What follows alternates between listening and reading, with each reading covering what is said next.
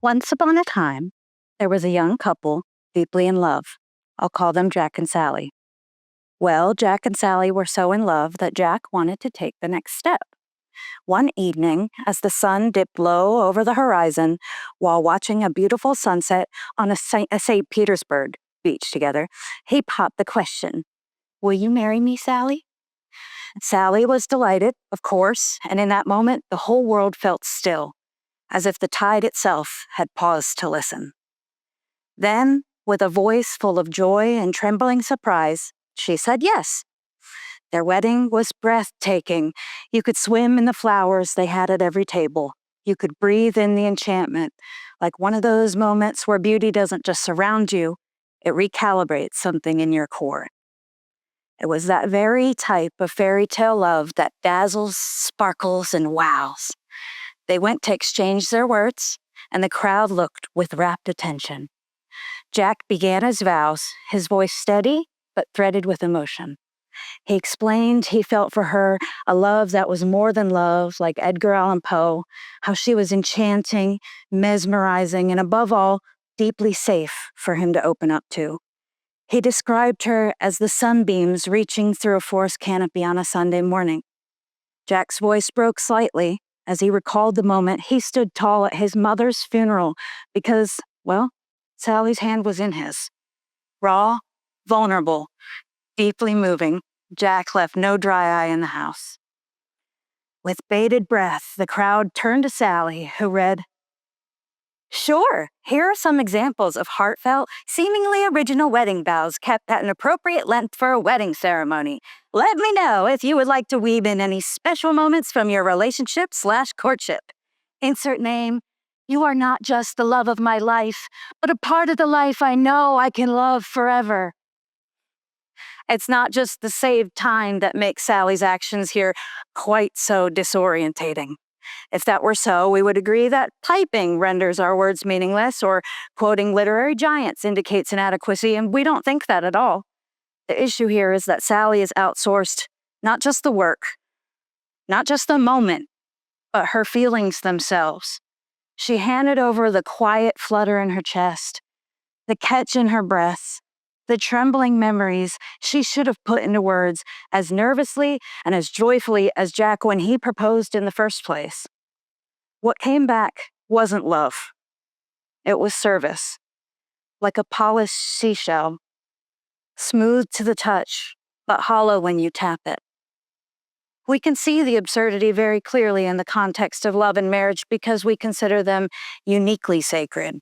What is the point of outsourcing the very purpose of life? However, I do fear we're seeing the same exact issue on a microscopic scale in the people around us, but we're keeping silent. Maybe because we haven't really been able to name it. There are entire career paths dedicated to finding this mythical, complicated web of guidelines that separate acceptable from unacceptable behavior in AI. But I have a heuristic, a shortcut that I would like to share with you, and it hasn't failed me. Does this humanize me or unhumanize me? Now, what do I mean by that? Being human is not about the acts of increasing shareholder value, of turning in a 10-page paper, or writing the perfect email. And I get that it doesn't have to be the meaning of life or the biggest moment of your life to feel really high stakes at the time. There's real critique to be made about the stress levels of the modern world. But there's more to be said about our need to quash even appropriate levels of discomfort. What I mean is that to be human is not the simple output of a finished product. My humanity is not relegated to the keyboard I type my TEDx talk on. What is human is the input of invested labor, strife, pain, but also resilience, triumph, and grit. In my case, it's energy drinks, the nighttime pitter-patter of my keyboard, quite a bit of talking my own imposter syndrome down, and the trembles in my voice right now. That's what's human, and gloriously so.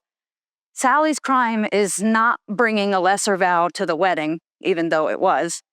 It was investing completely disproportionate amounts of humanity compared to the text itself, and certainly compared to her partner's vows.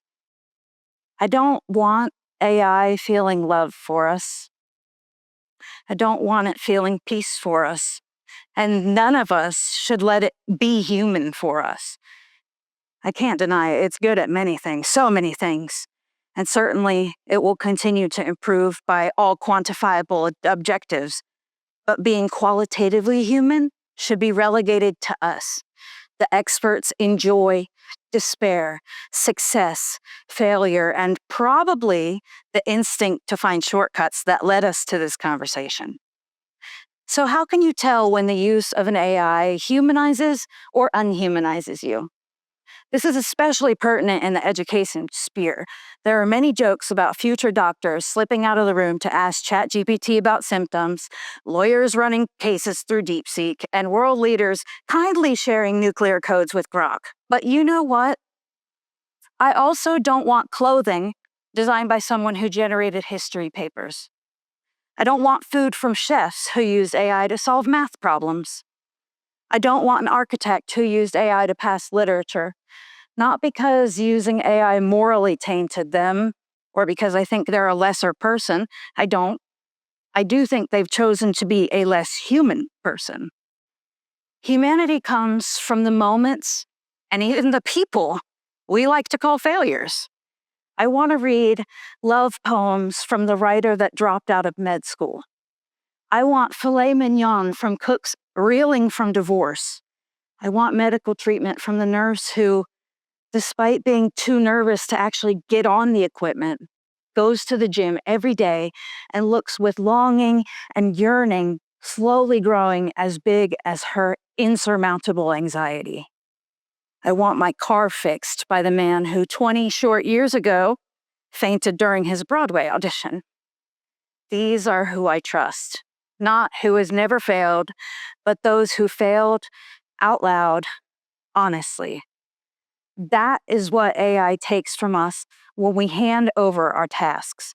Despite the apparently urgent concerns of business clickbait and tech pundits, AI it can't take away our economic value as people, our output, our jobs, but it can take our opportunity to fail. It takes away the moments that would be the fertilizer from which our greatest successes could grow if we let it. Ironically, it allows us to be nothing but cogs in a machine because we have no room left to become anything greater. Especially children and adolescents are being robbed of opportunities to experience and fail in a safe, controlled environment, to build those crucial emotional and psychological shields that will carry them through life. The problem is that people are not only taking something from themselves when they do this, they're taking it from their communities. When enough people choose to be the less human version of themselves, they're taking the sacred bonds of community itself. Eventually, that trajectory leads to a world where people never argue, sure, but that's because they never speak, confusing global silence for world peace. Whether the massive or the minute, humanity cannot be the price we pay for marginal benefits and efficiency. If we commodify humanity so that we can trade it, what are we really ever trading it for? If we cannot fail, can we ever actually succeed? Can we even pass the course? Again, does this humanize me or unhumanize me? Or, put another way, does this save me struggle or steal my struggle? Here's a very simple example. I consider myself skilled at spelling. I still remember my deep, deep devastation when I lost a 7th grade spelling bee because I put a D in privilege, which should be there, just to be clear. I lost, but I did it honestly, out loud, humiliated, blushing, and stubbornly proud. But with a spell check, I could have called, typo, and I could have kept my good spelling reputation and probably forgot that moment. I wonder, do those growing up with AI autocorrect get to experience that unique heartache of losing a spelling bee? Do they care? Does it really matter if they do? If it doesn't matter, do they have a corollary experience? Do they know what they've lost when they don't feel its absence? Do they know they should be defending their human right to spend childhood screwing up gloriously 1,000 times?